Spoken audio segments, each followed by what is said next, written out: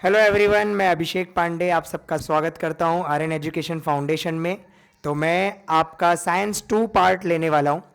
Aryan education foundation आपके लिए series लाया है जो कि प्लेलिस्ट है पूरा science 2 class 10 Maharashtra state board के लिए। ये सीरीज़ रहेगा, प्लेलिस्ट सेक्शन में आपको ये दिख जाएगा, जिसका हम डिस्कस करने वाले हैं। आज इस वीडियो में हम सिलेबस डिस्कस करेंगे और पैटर्न, और मैं आपको बताऊंगा कि कैसे आप मैक्सिमम स्कोर कर सकते हैं आपके साइंस 2 के टॉपिक में। ओके, तो ज़्यादा टाइम वेस्ट नहीं करेंगे, स्टार्ट करेंगे। उसके पहले मैं थोड़ा सा इंट्रोडक्शन देना चाहूँगा। मैं अभिषेक पांडे एमएससी बायोटेक हूँ, ठीक है। IIT jam all India rank 400, CSIR net भी मैंने दिया हुआ है, सीयूसीटी भी मैंने क्वालिफाई किया हुआ है, और एनसीबीएस 2020 में मैंने क्वालिफाई किया हुआ है। तो बहुत सारे एग्जाम्स क्वालिफाई किए, लेकिन अभी तो हम 10th की बात कर रहे हैं, तो हम 10th के एग्जाम्स पे आते हैं कि 10th में मैक्सिमम स्कोर कैसे करना। ओके, तो स्टार्ट करते हैं सिलेबस और पेपर पैटर्न।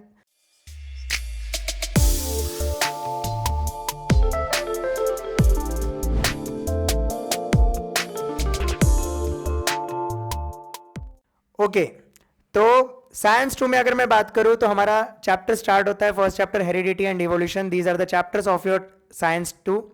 अब पार्ट 2 में अगर मैं बात करूं तो ये मार्किंग स्कीम है। अगर आपके पास नहीं होगा तो ये आप फोटो क्लिक कर लीजिएगा या स्क्रीनशॉट ले लीजिएगा। मार्क्स में अगर मैं बात करूं तो विथ ऑप्शन आपको मार्क्स दिए हुए हैं और विदाउट ऑप्शन आपको मार्क्स दिए हुए हैं। तो फर्स्ट चैप्टर के 3 मार्क्स हेरिडिटी एंड इवोल्यूशन, जो कि 3 मार्क्स का वेटेज है। अगर मैं बात करूं इसमें, ये यहां पर आपको मार्क्स विदाउट ऑप्शन दिया हुआ है और ये विथ ऑप्शन आपको मार्क्स दिया हुआ है। तो हेरिडिटी एंड इवोल्यूशन 3 मार्क्स। ये हम क्यों समझ रहे हैं? डायरेक्ट सर पढ़ाना चालू करो ना, ऐसा लगता होगा ना। लेकिन मैं आपको एक चीज़ बताता हूँ, इस दुनिया में कोई भी एग्जाम अगर आपको क्रैक करना है तो सबसे पहली चीज़ जो ज़रूरी होती है वो strategy. Now what is strategy?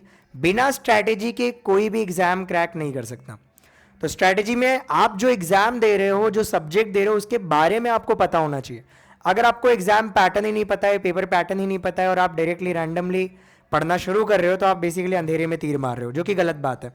तो पहले हम समझते हैं कि यहाँ पर टॉपिक्स का वेटेज क्या है। तो ये वेटेज आप लोग स्क्रीनशॉट ले लीजिएगा, हेरिडिटी एंड इवोल्यूशन।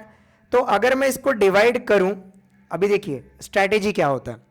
तो इसमें आपको ईवीएस के टॉपिक्स दिखेंगे और आपको साइंस के भी टॉपिक्स दिखेंगे। जैसे बायोलॉजी के टॉपिक्स आपको दिखेंगे और ईवीएस के। तो यहां पर देखोगे तो जो फर्स्ट टॉपिक है हमारा, ये हमारा बायोलॉजी है। Second topic again biology. Third topic again biology. Fourth topic environment नाम से ही आ गया, EVS. Fifth topic again EVS, animal classification, again bio. Introduction to microbiology, micro organism, bio. Cell biology and biotechnology, थोड़ा सा EVS का भी part आता है और बायो का भी पार्ट आता है। Social health, EVS. Disaster management, EVS. अब देखो आपको यहां पर ये क्या मददगार साबित होने वाला है। अगर आप बायो के टॉपिक्स देखोगे तो 1, 2, 3, 4, 5 और 6, जिसमें जो सेल बायोलॉजी और बायोटेक्नोलॉजी वो कहीं ना कहीं ईवीएस में भी आ रहा है और बायो में भी आ रहा है। आप जब पढ़ेंगे, हम बायो में कंसिडर कर ही लेते हैं, और या फिर हम अगर ईवीएस में भी कंसिडर करेंगे तो 5 टॉपिक आपके ईवीएस के हो जाएंगे। 2, 3, 4, चलो 4 हम कंसिडर करते हैं। बट अगर हम बायोटेक को यहाँ पर ईवीएस में भी ले लेते हैं तो आप देखोगे 5 टॉपिक बायो के हैं, 5 टॉपिक ईवीएस के हैं। तो पहले आपको ये समझना है कि आपको समझ ज़्यादा क्या रहा है। अगर आपको लग रहा है कि मैं बायो में बहुत बेहतरीन हूँ, तो पहले 5 चैप्टर कंप्लीट करो। तो वो हम पूरे ये प्लेलिस्ट में, ये पूरे सेशंस में आपको ये स्ट्रॉन्ग करवा के लेंगे सारे चैप्टर्स, और ये सारे चैप्टर्स इजी है। एग्जाम बहुत इजी आता है। अगर मैं बात करूँ 10th में 90% स्कोर करना है तो कोई बड़ी बात नहीं है, बहुत सिंपल रास्ते से आप स्कोर कर सकते हो। बस एक स्ट्रैटेजी अच्छा होना चाहिए और आपको बस गाइडेंस अच्छा मिलना चाहिए। तो वो गाइडेंस आपको आर्यन एजुकेशन और फाउंडेशन की तरफ से मिलेगा। तो आगे हम देखते हैं पेपर पैटर्न कैसा होता है। बाकी तो डिटेल में हम सेशंस में देखेंगे ही। तो पेपर पैटर्न में अगर मैं बात करूं तो सेक्शन ए, तो आपको एमसीक्यूज आते हैं 1 मार्क्स के लिए, जो कि इजी होते हैं। और आपको एक यहां पर हिंट दे देता हूं, अगर कोई बच्चा सिर्फ और सिर्फ एक्सरसाइज भी पढ़ के जा रहा है, मैं गारंटी दे रहा हूं उसके 60% मार्क्स इजीली आ रहे हैं। सबको लगता होगा साइंस 2 बहुत टफ है, भाई साइंस 2 टफ नहीं है, सिर्फ बच्चा एक्सरसाइज और गिन के एक्सरसाइज में अगर आप पढ़ने जाओगे तो एक्सरसाइज में आपको ऑलमोस्ट जो ब्रीफ होंगे हर चैप्टर में 7-8 ब्रीफ होंगे, तो 10 चैप्टर में 70 हो गए।